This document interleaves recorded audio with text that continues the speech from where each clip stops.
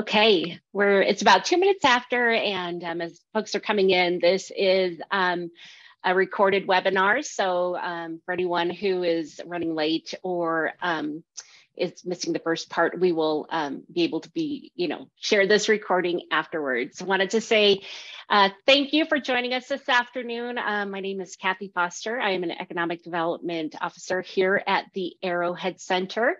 We're part of New Mexico State University. We are the Tech Transfer, Intellectual Property, and Economic Development arm of New Mexico State University in Las Cruces. But as a land-grant institution, we work with all 33 counties in New Mexico, as well as regional partners. I'd like to introduce two colleagues today. They'll be joining us as well. Melissa, would you like to introduce yourself? Hi, everyone. My name is Melissa Tennick. I am a program manager for the NM-FAST program, and I assist with a lot of the NM-CERG initiatives, which we'll talk about a little bit later. Thank you for being here today. Great. And then Matthew. All right. Hey, everyone. My name is Matthew Sell. I am currently a graduate student at New Mexico State University going to get my MBA.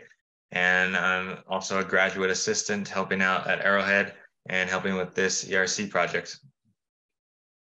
Great, thank you. And as I mentioned, this webinar is being recorded.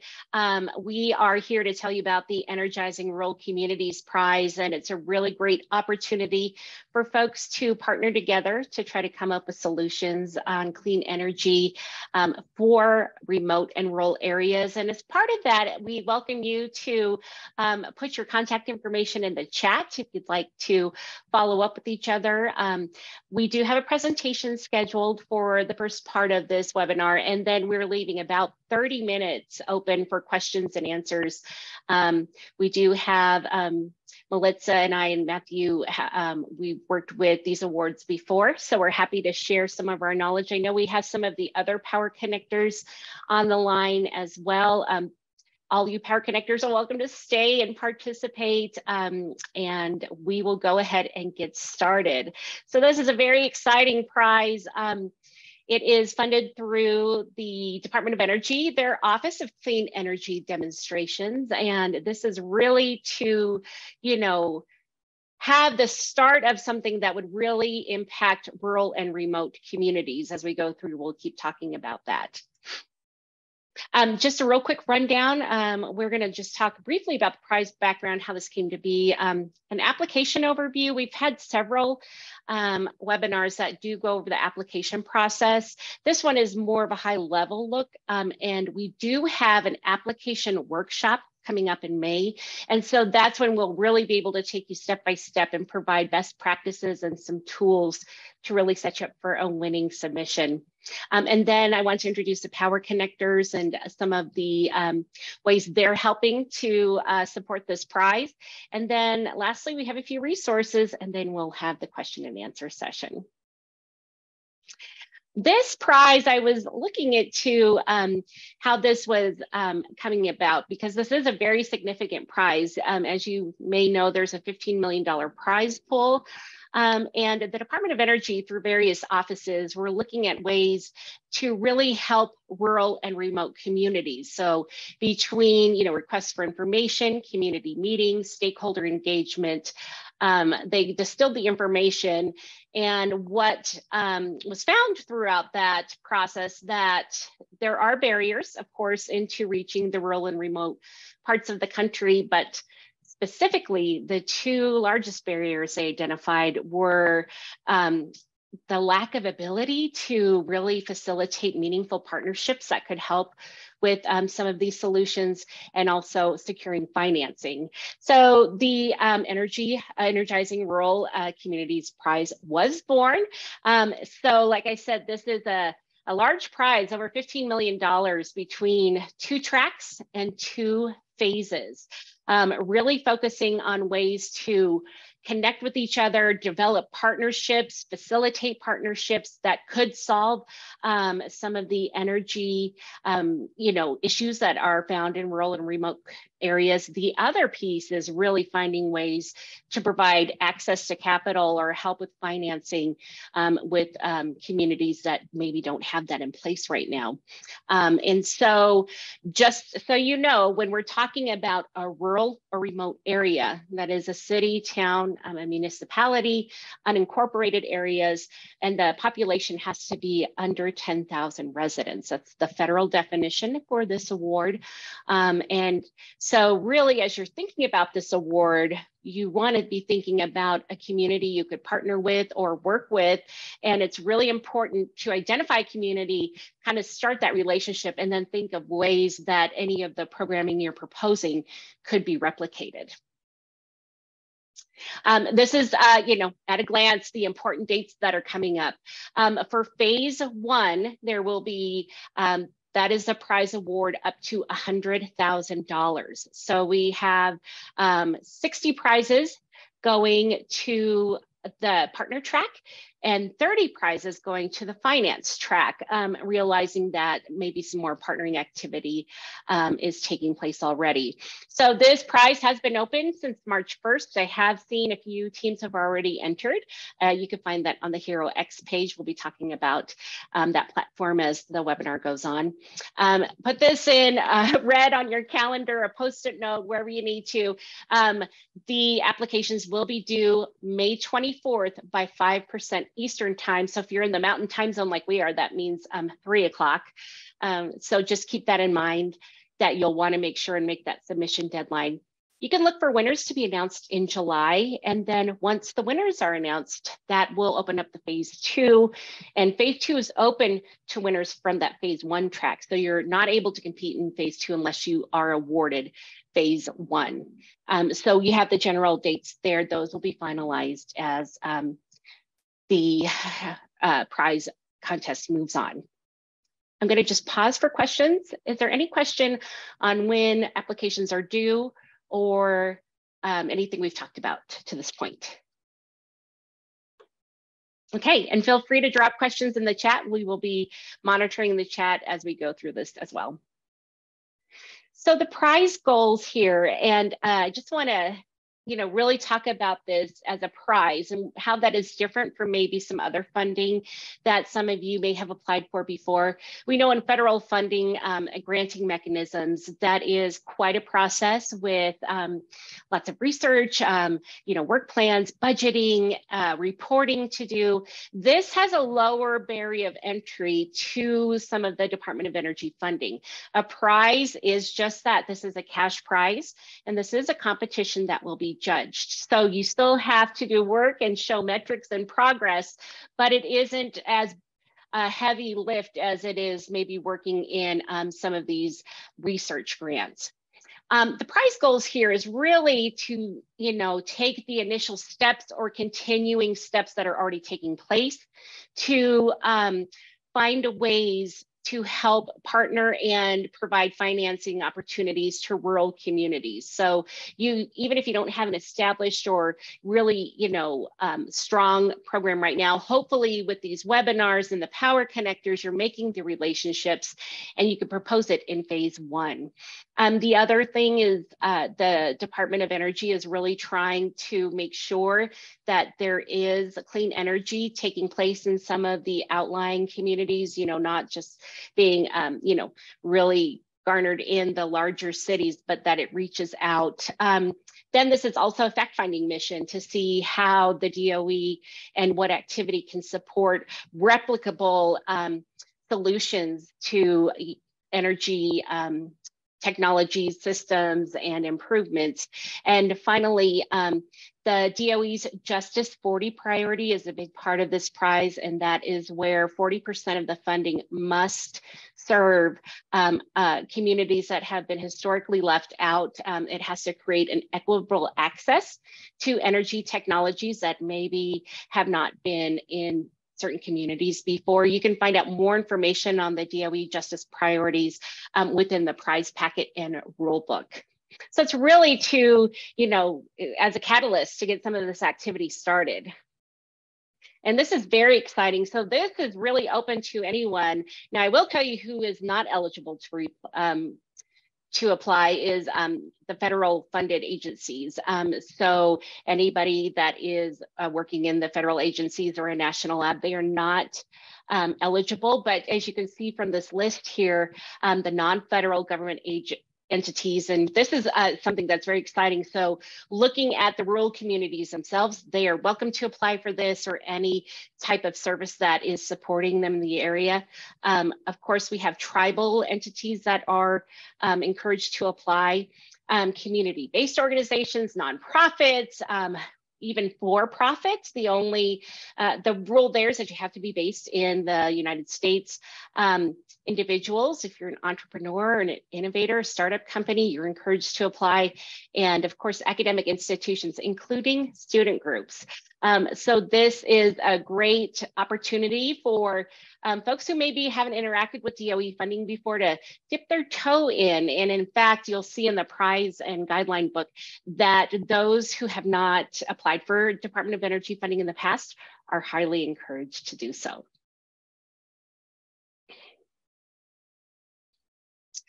So as we said, there are two tracks here. The partner track is really that relationship building and trying to get people together to come up with some solutions.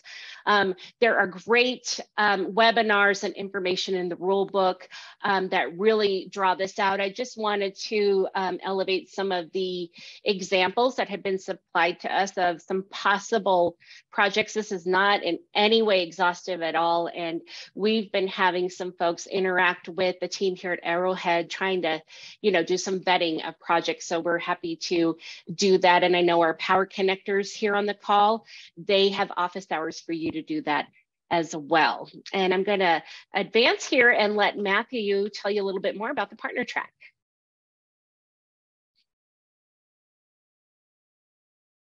Sorry, I was on mute. As for the partner track, what you would actually need to submit is you need to first submit a cover page and then a summary slide just going over what your plan is, and then as well as a 3-minute video pitch. And then you need to have your partnership plan, and then finally have the evidence of commitment that you're actually partnering with a rural community. Perfect. And, this, the rules, and we can put the rules up in the chat here, and we'll also send those to you after the recording's ready, and you can find the rules on the HeroX platform. Really does a great job of describing what is needed along with rubrics. And just a little reminder and a teaser that we will be holding an application workshop on May 4th, where we'll really be able to dive into some of the best practices to prepare the submission requirements. I also wanted to point out there have been some amazing webinars that have been recorded to date, and the ones highlighted here, which are links that you can click through in the PDF that we'll send afterwards. The prize administrators, American Made Challenges, they did an awesome job of really diving into the partner track. So you can look at the slides and access the recording through that link.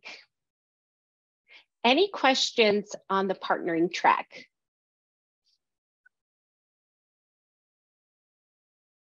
Great, and you can, as you think of them, we'll have that question and answer session at the end.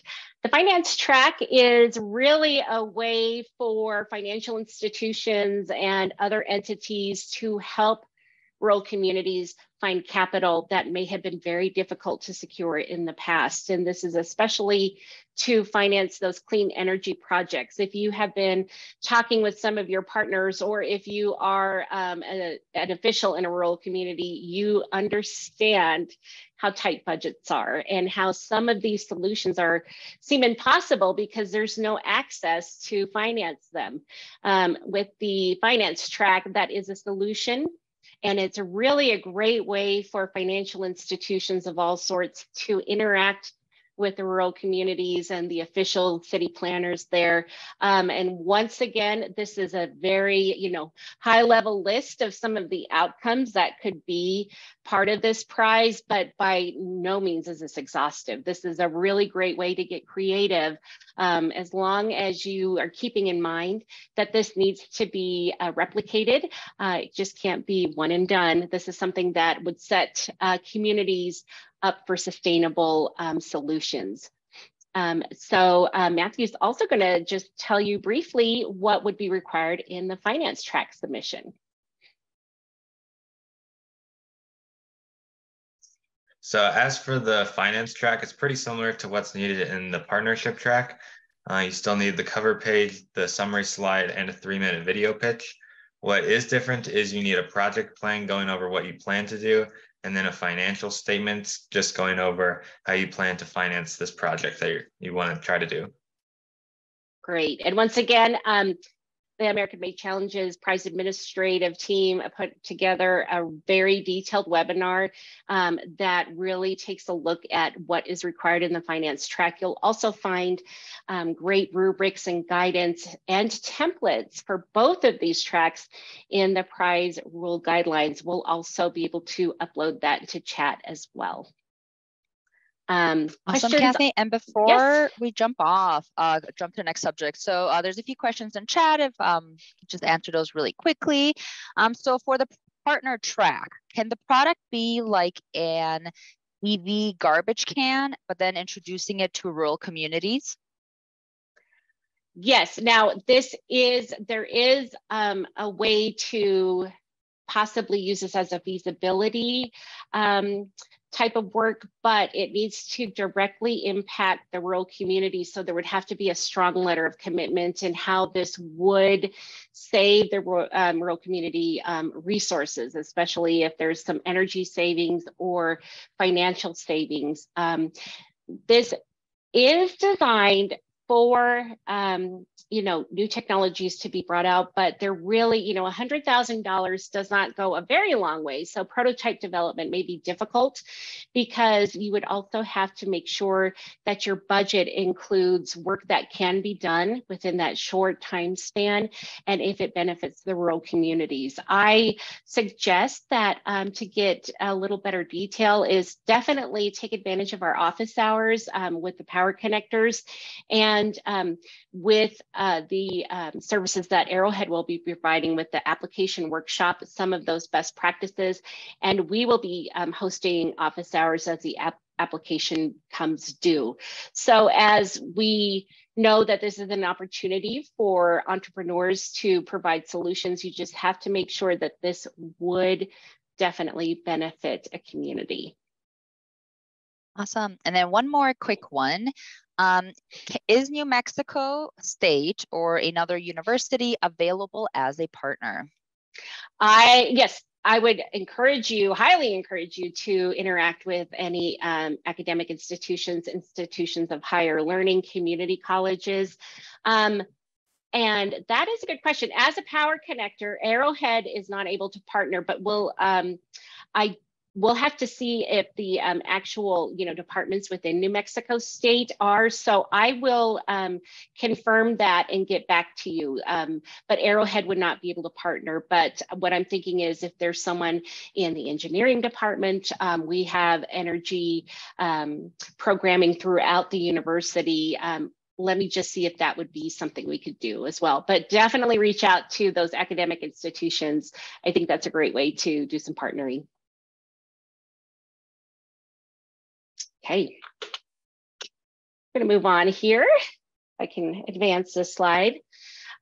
This is kind of an overview. It's a little boring of the reviewing and scoring process, but what I wanted to point out here is that it is going to be a panel. And I know we've had some folks on the call who have been through something similar with these prizes before, that you'll have, subject matter experts, reviewers from across disciplines. You'll have business, you'll have technical, academia, industry. It'll be a great panel of judges, and they will be scoring those submissions. And the scoring rubric is basically 1 to 6. And that rubric is laid out in those prize guidelines. So the one thing to keep in mind here, though, is that the prize administration team will be, reviewing these scores, but the DOE is the final say. So the Department of Energy makes the final say based on those recommendations. That's just something to keep in mind. But as I said, the scoring process and the rules are laid out in the document on the Hero page of those, the rules packet. And we'll also be going into some scoring rubric and checklists in our application workshop as we move forward. And that, once again, is on May 4th. This is really for your reference. Once this is sent out to you, that link works. So if you want to register, go ahead. And this is just a little step-by-step guideline. I have to give credit to American Made Challenges. They created this awesome graphic and I lifted it. So thank you for that. But you do have to register and go through the process to be eligible for the prize. And they are running this contest through the HeroX platform. If you go to that platform, you'll also find similar prizes within mechanisms of the way they're funded, not just with the the Energizing Rural Communities Prize, but there's lots of opportunities there. So if you are interested in solving some of the challenges we're facing, be sure to find that. And I may have to mute because I am with my dogs and someone's gonna walk in the door, so. And Melissa, this is a great time for you to tell us, let's introduce Arrowhead, and then we have some other power connectors on the line that will have an opportunity as well. Awesome. Thank you for that introduction to ERC, or the Energizing Rural Communities Prize, Kathy. So we've mentioned Arrowhead a few times, but I just wanted to give you all a little bit of information on what Arrowhead is, what it does, and then also we're going to dive into very briefly what power connectors are doing for this effort. So Arrowhead Center is housed at New Mexico State University down in Las Cruces. New Mexico State University is a land grant university for the state of New Mexico. And since they are the land grant university, we service all communities in the state of New Mexico, meaning that we get to work with many different kinds of entrepreneurs, small businesses, and innovators across the whole state. And the mission for Arrowhead Center is to create economic opportunity in the region through innovation and entrepreneurship. And we do this through many different programming and resources. So we provide training and we provide assistance. We have availability to physical space if small businesses need it. We have different commercialization assistance, and then we host different programs, accelerators, incubators all the time for all different kinds of businesses. Some cool features about programming here at Arrowhead is that we help small businesses regardless of the stage of your technology and regardless of your technology type. So even if your innovation isn't what someone would consider high tech, we still have services to support you and connect you to resources to take your development further. We also customize assistance for each small business. So depending on what the small business needs, we will adjust and we will create programs for you. And we have a large focus on underserved populations, which when we got called to be powered connectors for the ERC opportunity, that was really exciting for us. Next slide. And so I mentioned that Arrowhead Center is housed at NMSU and that we provide support for small businesses across the state of New Mexico. We do have opportunities to support small businesses across the country, but those small businesses would have to be involved in clean energy or clean tech. So we have an additional program here at Arrowhead called the New Mexico Clean Energy Resilience and Growth Cluster, or CERG. And there we help small businesses go through a pipeline of support to further develop their products. We have multiple partners within the state, including the 2 national labs. And here we are able to work with small businesses anywhere, and we are able to leverage other resources that we have at Arrowhead Center if you are a member of CERG. Programming within CERG, one back. So programming within CERG focuses on many different aspects of developing your small business, but here are just a few highlights. So we help small businesses navigate the SBIR and STTR ecosystem. SBIR is the Small Business Innovative Research Program, and STTR is the Small Business Technology Transfer Program. And obviously, since it is clean energy, we partner mostly or focus largely on Department of Energy, but we also can provide support through our federal and state technology partnership program to help small businesses explore all agencies participating in SBIR.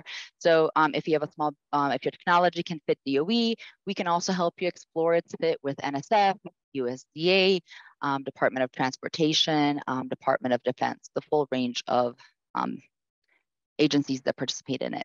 Additionally, CERG provides tech vetting, so we can help small businesses get connected to the national labs. We have Sandia Labs and Los Alamos National Laboratories here in New Mexico. We also help small businesses with prototyping and branding assistance. And then we also have investment and IP preparation courses. And if any of that sounds interesting to you or sounds like a good fit, we have a link down there for our application. We accept folks on a rolling basis. Next slide. Okay, so what is our role as a power connector here?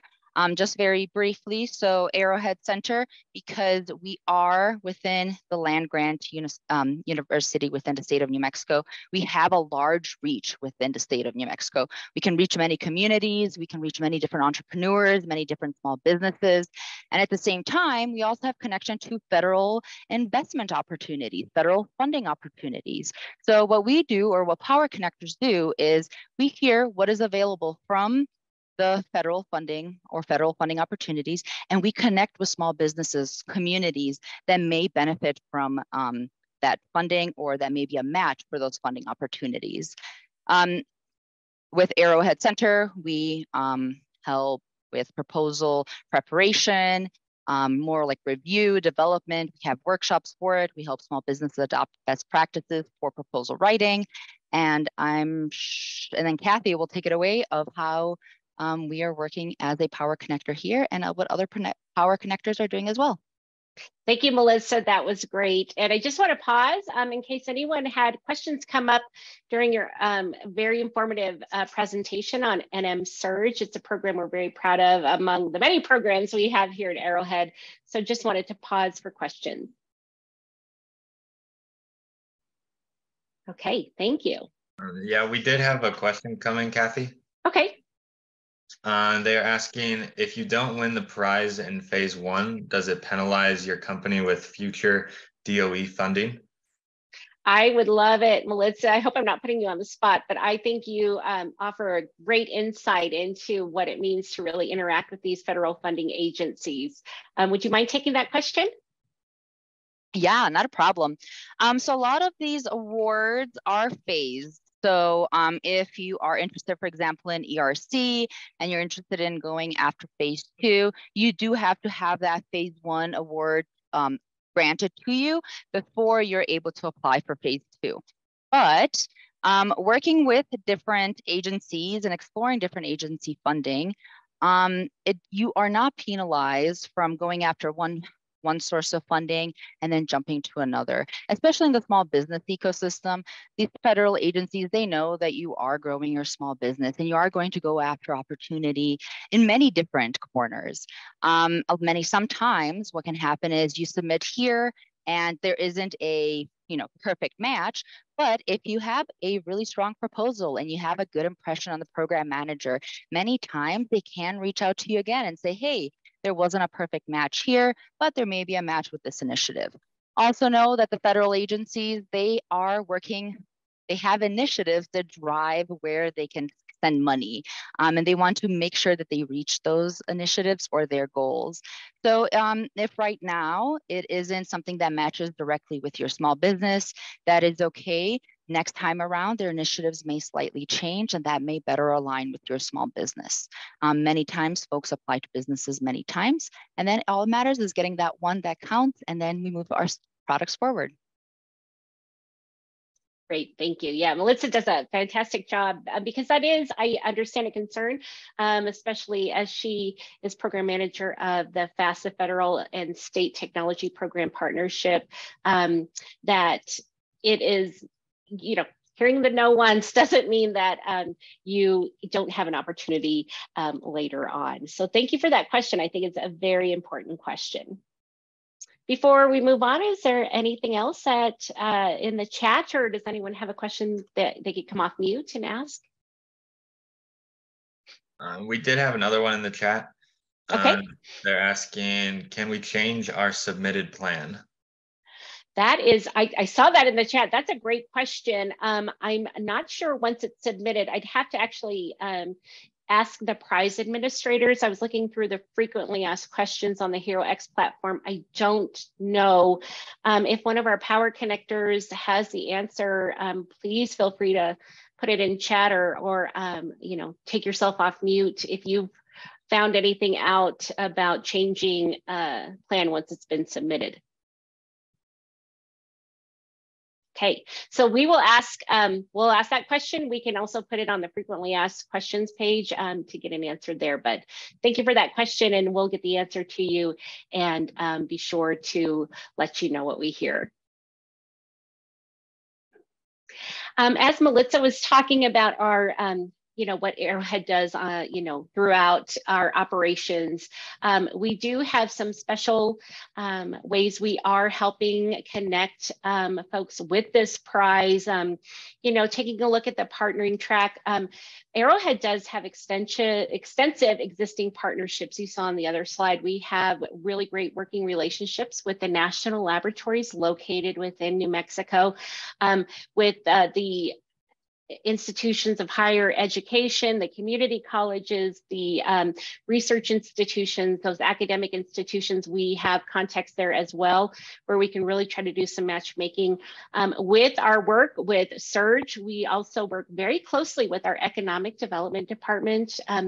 And if you are looking to really interact with communities in New Mexico, there are regional representatives that are located throughout the state that we can put you in touch with. We've also been talking with the U.S. Department of Agriculture, their Rural Partnerships Program. That has been a great resource for us as well. And just, you know, the way we've been providing outreach to the state, we are happy to, you know, take that further. We also have some regional partners we work with. We have a few grants where we're working with some Mountain West states. This Sandia National Laboratories Boost Project is working with communities in Alaska. So we are happy to do some connecting there if possible. With the finance track, we have a very robust innovation network. So we would be able to do some matchmaking with some rural community access or partnerships to some entrepreneurs, investors, economic development specialists, industry partners. That is a little more curated, but feel free to reach out to us. We would be happy to provide more information. And then, as we talked about, CERG is a great pipeline model that would also help us reach out to rural communities or the partnerships that we have developed through that as well. Lynn, I believe if you're on, if you'd like to, you could take yourself off mute. I have to thank the Clean Energy Business Network for supplying this slide, and I'd like for you to hear it from the actual power connectors at CEBN. So Lynn, if you're there, and I don't have my participant list up, but if you'd like, oh yay, okay, yes, great. Perfect. Thanks, Lynn. Yeah, thank you so much for the opportunity to speak and for putting on this great presentation. So the Clean Energy Business Network is one of the power connectors that's helping to support this prize, and we're collaborating very closely with NMSU and the other power connectors. Our organization is a nationwide nonprofit that's headquartered in Washington, D.C., and we serve as the small business voice for the clean energy economy. So we work very closely with more than 8,500 small business leaders, as well as community leaders nationwide across a very broad spectrum of clean energy technologies. We have served as a power connector since 2020. And so we have a lot of insights into the typical structure and goals of these prizes. So we are happy to help applicants. We're offering office hours, and you can see the QR code to sign up for those in the upper right corner of this screen. So we can brainstorm with you, give you some reactions to your proposal, ideas for potential connections. We're also happy to look through application materials and give you some feedback. Again, we're not one of the administrators of the prize. We don't have decision-making authority, so this would just be our own kind of objective feedback. And in addition, I just wanted to flag that we also have a free U.S. clean tech funding database, which is a repository of federal, state, private sector, and other funding resources for clean energy. And so you can see the QR code for that. And we are featuring materials such as funding from the DOE and USDA for rural communities. So I definitely urge you to check that out and learn more. And I've also provided our email address, and you can follow up with any questions.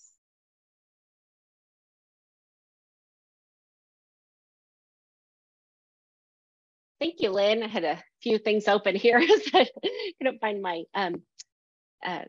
unmute. But CEBN, we worked with them in the past. This is a great resource. And yes, and I loved your disclaimer, Lynn.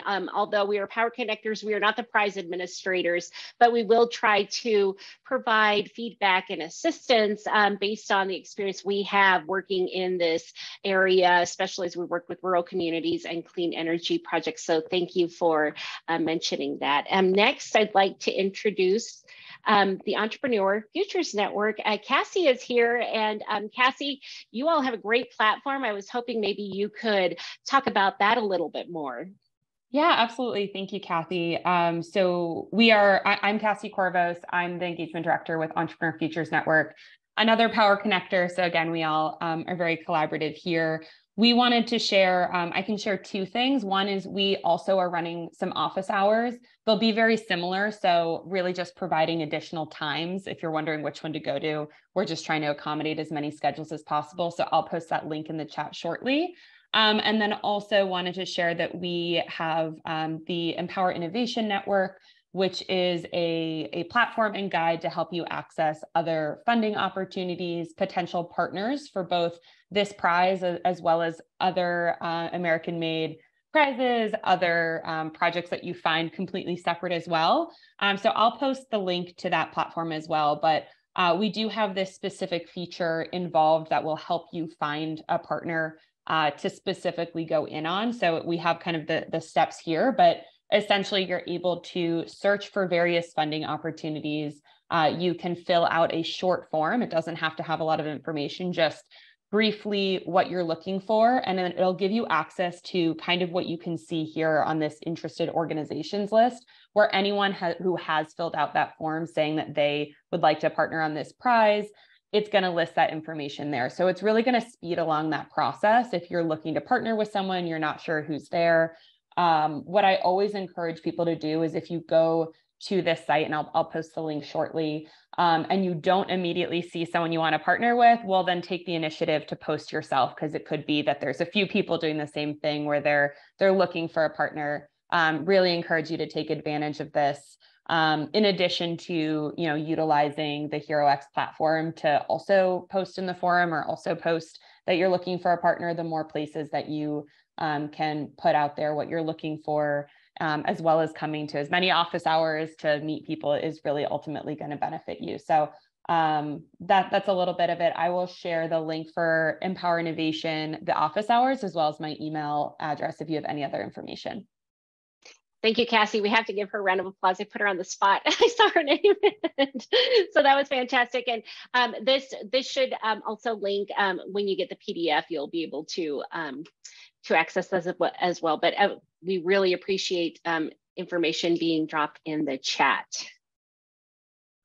And that was a perfect segue, because the next connecting device I was going to introduce was that HeroX platform. So if you have not registered yet, or really taken the opportunity to look at this prize, this is a great place to find a lot of information. Not only do they have the guidelines and the rules, they have timelines, they have a forum, they have reminders, they have access to all of the webinars and the slide decks and the office hours, all these resources that are supporting this prize. So the forum tab is where I've been seeing people, and I grabbed a screenshot here. I love this, that we had some folks looking for opportunities in Virginia. I love the prompt here. If you have something or you have questions, you know, in that state, put them here. And so as you see, there's some replies. It's great to see folks using that forum tag to build up some partnerships, because you also have the EFN network, as Cassie talked about as well. And I really liked how you said, you know, the more places you're posting opportunities for partnership and, you know, partnership with the finance track or the partnering track, the better it can be for these prize outcomes. And then if you click here to the, I'm not going to click anything through because it always doesn't work when I try to do this in Zoom, but that Teams tab lists all the teams participating. And there is an option to contact the teams directly and say, you know, introduce yourself and ask if they're looking for a team member. It's another way to use the partnering features in HeroX to make sure that we are putting forth the best applications possible. And I just wanted to talk about some partnering documents real quick. And this is a little more focused on that partnering track, but as we talked about the evidence piece and knowing that maybe some of these phase 1 applications have an idea of partnering, but what would really strengthen that partnership is a letter of commitment. And I do on the next slide have some best practices on that. So I thought that could be a tool, and this is even great if you're working in the finance track as well, to really show that evidence there in the partnering and finance tracks. But I don't know if everyone here has worked with this before, but when you're requesting a letter of commitment, it's a good idea to provide a template of some of the information. So the person who are you making the request to, it's not as you know, burdensome as, you know, creating a letter from scratch. We all know that can be, you know, cause anxiety sometimes, but also, especially if you're working with a research institution or a larger institution, you will have to allow time for some of that internal approval processes. So if you are thinking of communities or entities you'd like to partner with, think about getting this started sooner than later, especially if you're using it for that evidence of partnering or a project plan for the finance track. Another very strong case for interaction between entities is a memorandum of understanding, or an MOU. This is a little bit more formal process that may involve some not just between, you know, the requester and the applicant. There may be a third party involved to help make sure that the wording is correct. Same with contracts and funding agreements. Those are just some of the documents that you'd want to think about interacting with the communities or with the entities you would like to work with on this prize. When you're asking for letters of commitment, these are some of the bullet points that you'll want to include in the letter, especially if you're writing a template for the entity you're working with. This is a great way for you to get to know each other and to provide, you know, through discussion, really point out how you can make a very strong letter of commitment. And through the application, you'll notice letter of commitment, where you may have some experience with letter of support, but a letter of commitment here is showing the kind of give and take here, especially, you know, if you're asking for a commitment to use, you know, some funding in kind support, maybe there's some technical assistance you're looking for, or use of space. This, like I said, is just an overview, but it's something you might want to be thinking about if you haven't yet. This will be also, we'll have templates created for our May 4th application workshop that would be a very generalized for you to customize and for your partners to customize, both for the partnering and finance track as well.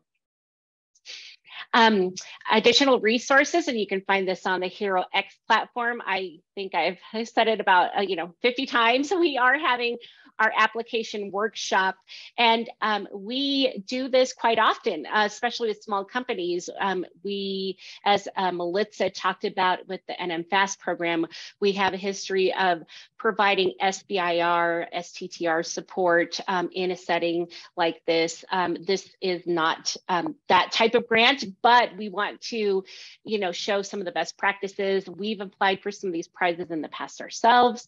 And as a Power Connector, we'd like to be able to offer you some best practices. And we are not the prize administrators. This is not a guarantee, but we want to be able to help you create a strong proposal. And maybe you have questions, and we'll have another tool that we are finalizing. It's a compliance matrix that will take some of that rubric information and create a checklist and confirmation that you are fulfilling all of the requirements of this prize. We have some great graduate students and interns helping us as we are an academic institution. It is our mission to involve students as well.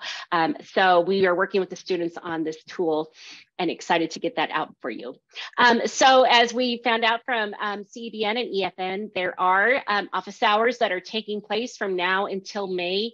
There are slots available. I believe that they have been entered in the chat, but they're also hyperlinked here on our slide deck. Whew, okay, with that, we're a little early. But you all are a good group and so smart that you didn't have questions, but now we welcome your questions. And I would encourage the Power Connectors, if you have time and like to stay on and participate, you're welcome as well. And just a little plug for my colleague, Melissa. She is fantastic with advice and best practices on application and support.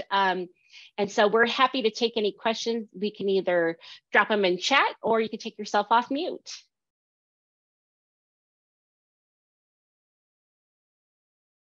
Yeah, Kathy, just to go over some questions from the chat from earlier.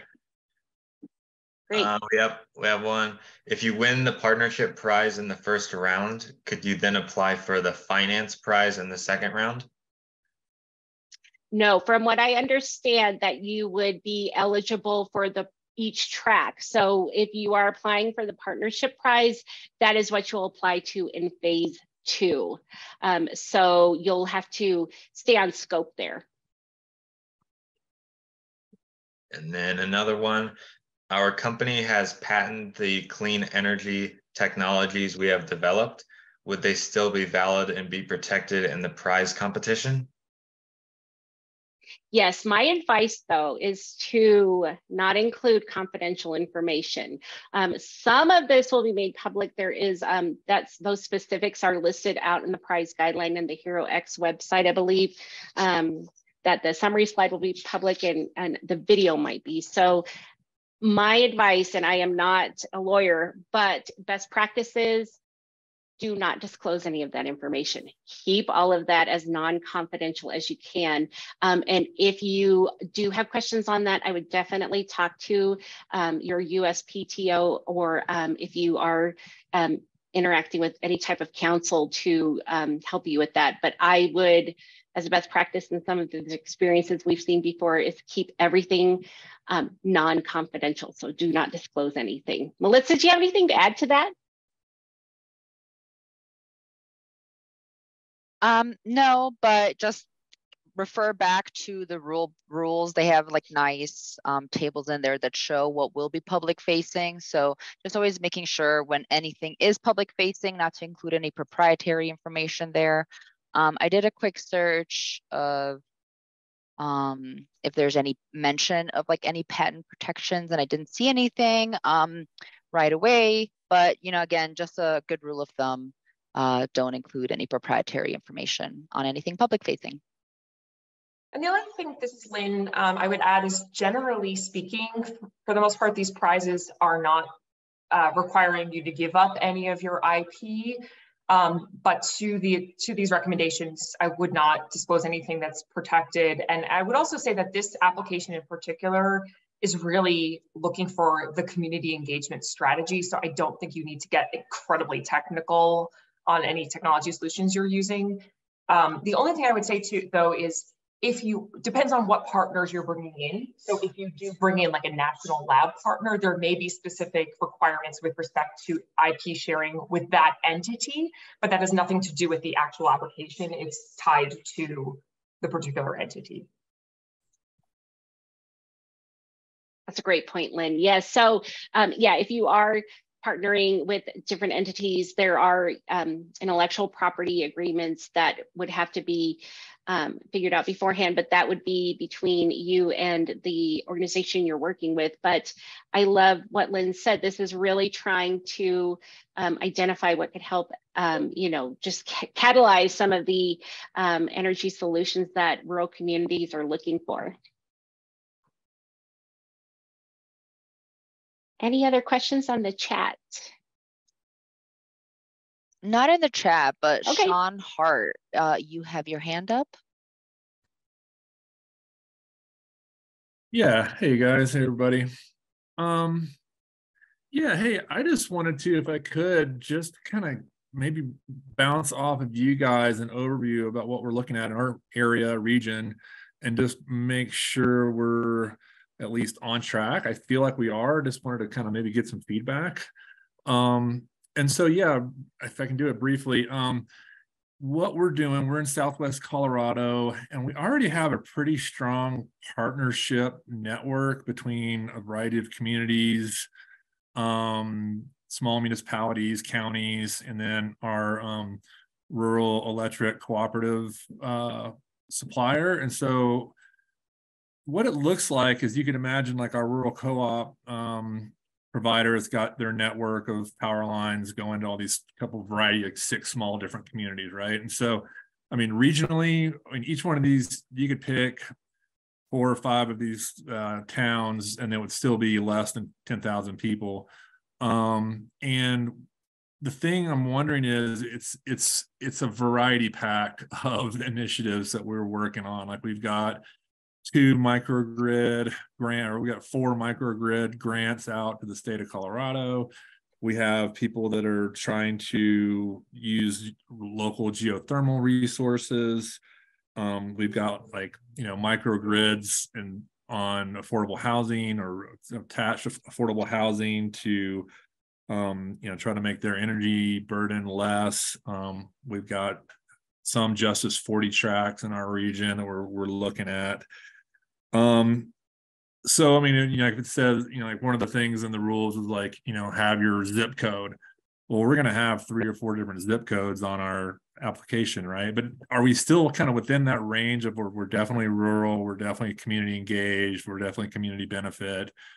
But it's not, it's a multiple, like, I guess the thing about how we would use the prize we're like a third of the way there on creating a replicable partnership model in a rural area to develop renewable energy, right? So we would use this funding to kind of get us to the finish line on, creating a viable replicable model. So in my mind, that's what it looks like. Does that make sense to you guys? Is that 100% on target, or? That's my question. Yeah, thank you for sharing. And hello, neighbor. We're talking to you from New Mexico here.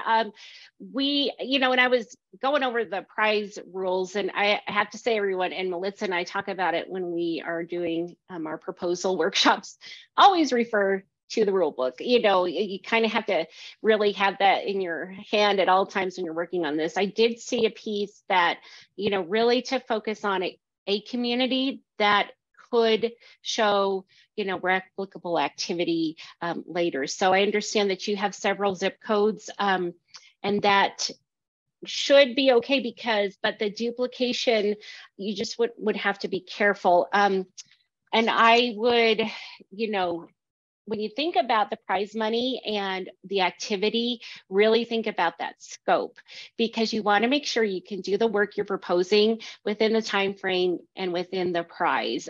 So that's always something that we kind of, gives a cause for concern, is to really talk with your team and make sure that is, possible with what is being offered here. That's kind of my 2 cents. So it sounds like there's really some activity going on there that is great for this prize, but you might just really want to make sure you're talking with your team and the community or communities you're partnering with to make sure that this can be done within the time frame and the award. And I encourage you to take advantage of the office hours, or reach out to us at Arrowhead to, if you have some pivots or some changes, we'd all be happy to talk with you as well.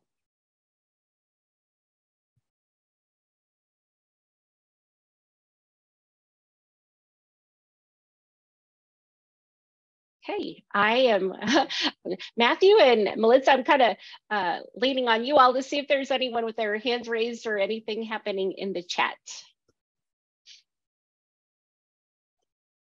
We did have one question in the chat. They're just looking for some clarification on the difference between phase 1 and phase 2. And they're specifically asking, is phase 1 just putting together the plan and phase 2 executing that plan? Or are they two different work plans?